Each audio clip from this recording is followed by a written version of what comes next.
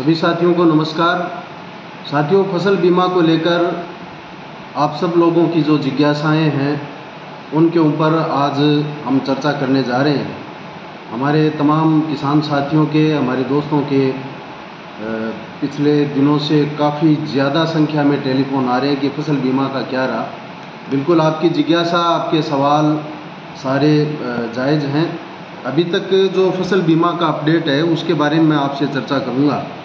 हमारा एक इशू है खरीफ 2021 का, दूसरा इशू है खरीफ 2022 की उन पटवार मंडलों का बीमा क्लेम जहां पे बीमा कंपनियों ने आपत्ति लगा रखी है, और एक खरीफ 2023 का फसल बीमा का इशू है। तो सबसे पहले खरीफ 2021 के बारे में आपको मैं बताना चाहूँगा। पिछले दिनों चूरू में जिला स्तरीय सतर्कता एवं निगरानी समिति जो फसल बीमा को लेकर बनी हुई है, जिसमें किसान प्रतिनिधि के रूप में मैं शामिल हूँ, उसकी बैठक हुई थी, जिसमें हमने प्रमुखता से इन मुद्दों को बीमा कंपनी और जिला प्रशासन के सामने रखा।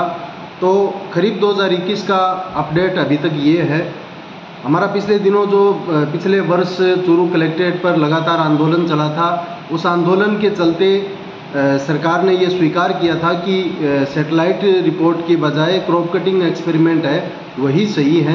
जिला प्रशासन ने रिपोर्ट अपनी तरफ से बना करके राजस्थान सरकार को भेजी।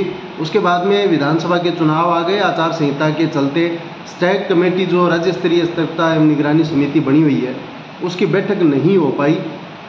उसके बाद में नई सरकार बनते बनते भी बैठक नहीं हो पाई। फिर बीच में लोकसभा चुनाव की आचार संहिता भी लग गई। इस दौरान स्टैग की मीटिंग हो चुकी है और उन्होंने अंतिम निर्णय के लिए भारत सरकार को प्रकरण भेजा हुआ है। अंतिम फैसला भारत सरकार से होना है।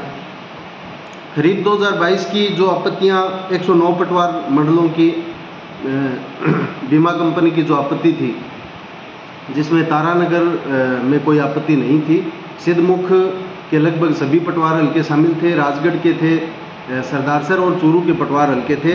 उन आपत्तियों के ऊपर जिला प्रशासन ने अपना निर्णय देते हुए उन आपत्तियों को खारिज कर दिया था। फिर बीमा कंपनी अपील में स्टैग कमेटी में अपील उन्होंने की, तो स्टैग ने उन आपत्तियों की दोबारा जांच के लिए जिला प्रशासन को भेजा है।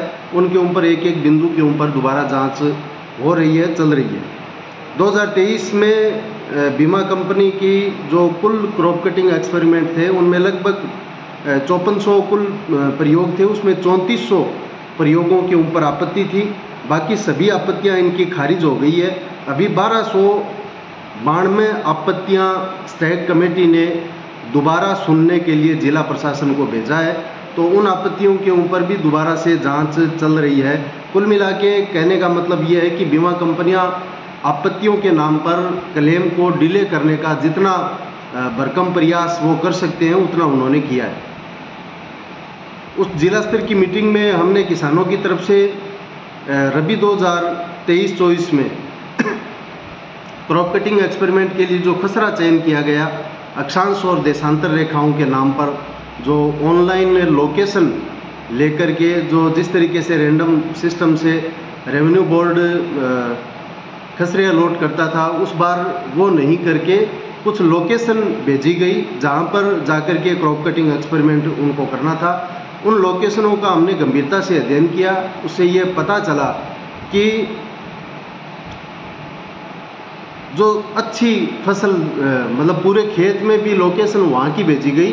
10 बीघा का खेत है, 1 बीघा में भी अगर अच्छी फसल है तो उसे 1 बीघा अच्छी फसल की लोकेशन भेजी गई। 50 अगर हमारे खेतों की बुआई है तो सबसे बेहतर फसल का चयन करके, सबसे बेहतर खेत का चयन करके वहाँ की लोकेशन भेजी गई। हमने जिला प्रशासन की तरफ से अपनी किसान प्रतिनिधि के रूप में ये आपत्ति दर्ज करवाई है कि भविष्य में इस तरीके की लोकेशन के माध्यम से खसरा चयन नहीं किया जाए। पूर्व की तरह रेवेन्यू बोर्ड जो रैंडम सिस्टम से, लॉटरी सिस्टम से खसरे अलॉट करता था, उसी तरीके से खसरे अलॉट किए जाए। तो साथियों, अभी कोई बहुत बढ़िया प्रोग्रेस हम इसको नहीं कह सकते। बीमा कंपनी पहले ज़िले में आपत्ति लगाती है, फिर स्टेट में, फिर सेंटर में। इस तरीके से किसानों को किसानों के फसल बीमा क्लेम को गुमराह करने का काम कर रही है। आने वाले समय में अभी झुंझुनू चिड़ावा में अखिल भारतीय किसान सभा की 3 दिवस की प्रशिक्षण क्लास होगी। उस दौरान जिला स्तरीय पदाधिकारियों की बैठक करके किसी आंदोलन का निर्णय लिया जाएगा। इसलिए आप भी तैयार रहें और अपने गांव में किसानों के साथ ये जानकारी शेयर करें, किसानों को तैयार करें। हम अपना जो वाजिब हक है उसके लिए लड़ेंगे। बीमा कंपनी को किसानों का हक हजम करने नहीं देंगे। सरकार चाहे किसी की भी हो, बगैर किसान के लड़े ये कॉरपोरेट हाउस की जो कंपनियां हैं ये किसान का भला करने के लिए नहीं आई है, ये मुनाफा कमाने के लिए आई है। तो इनकी जो होशियारियाँ, इनकी बदमाशियाँ, उसके खिलाफ हम लड़ेंगे। यही बात आप लोगों के साथ शेयर कर रहा हूँ। अभी तक इतना ही अपडेट है जो आपके बीच में मैंने रखा है। सभी साथियों को पुनः नमस्कार, राम राम।